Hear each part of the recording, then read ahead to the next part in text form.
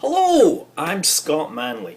Now, ever since I released my video, A Complete Beginner's Guide to EVE Online, I have had a lot of people come to me with random questions and misconceptions about the game. So I figure that since the video is about 6 months old and it's had 100,000 views, it's time to maybe answer some of those questions or address them head on. So let's start with one of the most common ones. I want to fly a Titan!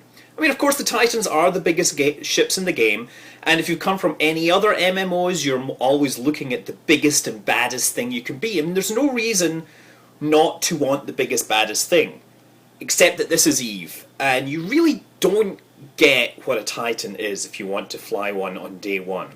Now, a lot of people laughed when they heard me call a Titan a giant space penis.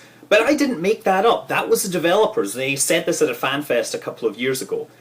When they introduced the Titans in Red Moon Rising, they thought that they were hilariously impractical and there would only be half a dozen of them built. Well, a few years later, now there's over 1,000 of them parked around New Eden. It used to be that when a Titan was killed, it was big news. The first Titan, Titan Steve, actually has a permanent wreck way out in the middle of Nullsec. Nowadays, it barely gets a mention. It's a statistic. Anyway, look, let's consider what it would take to actually get a hold of a Titan. Now, let's just go through the process of building it. First thing you're going to need to build a ship is the blueprints. Now, blueprints for a Titan come in at about 63 billion ISK. On top of that, they're built from ship construction components. There's a whole pile of different blueprints you need for those. And you're also going to need the blueprints probably for the jump portal generator and the doomsday weapon. So let's say 75 billion ISK. Thankfully, there is an economy in EVE, and some nice people will have collected all these blueprints together. They'll have researched them, they'll run off copies, and you can probably get a package for one Titan for about 10 billion ISK. Now, the next thing you're going to need is the minerals to construct this. It takes approximately 400 million cubic meters of ore to build this. That's 400 cubic kilometers, or for those people stuck in the Imperial system, 95 cubic miles of ore. Now, remember that rookie ship you got when you started? That has a civilian mining laser on it. It'll mine about 20 meters per minute, and at that rate you can mine 24/7 for 40 years, and you will have yourself enough ore to build a Titan. More realistically, you'll get yourself a Hulk, put 3 strip miners on it, put some mining upgrades on it, and yeah, with that, with fleet boosters, you can get 1,000 to 2,000 cubic meters per minute. And that's okay. I mean, if you mine a few hours a day, then it'll take you a year. Okay, so now you have your ore. You want to actually start assembling your Titan. Well, first of all, you start by building up the pieces, the components, the doomsday device and all that. You can build that anywhere. There's no problems with that. You just do a bit of logistics, put the stuff in for the job, and then you're done. No, the big problem comes when you're actually trying to assemble the Titan. Now, to assemble the Titan, you need a capital ship assembly array, and this has to be anchored next to a tower. Now, if you're really doing it DIY, you might want to go out and you run some planetary colonies, mine some more minerals, get the blueprints for these things, build it yourself. And yeah, you might also go out with a mining barge and mine the ice to fuel the thing.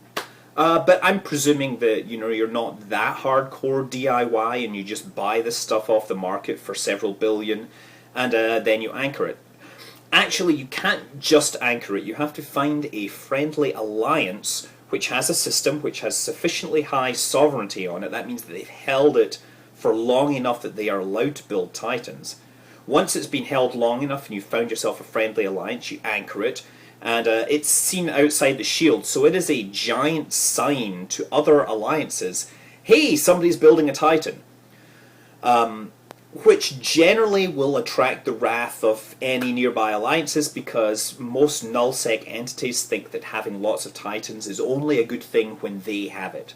So while your Titan is being built over the 8 weeks that it takes, you're going to have to step up and protect this from marauding nullsec entities who like to shoot pinatas before they're built. And finally, after all that time and effort, I hope you've been training the right skills.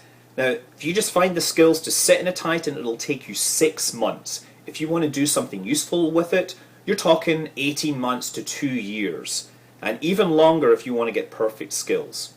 So, you can buy a character if you want. That'll be a several billion ISK. But yeah, you can train it yourself.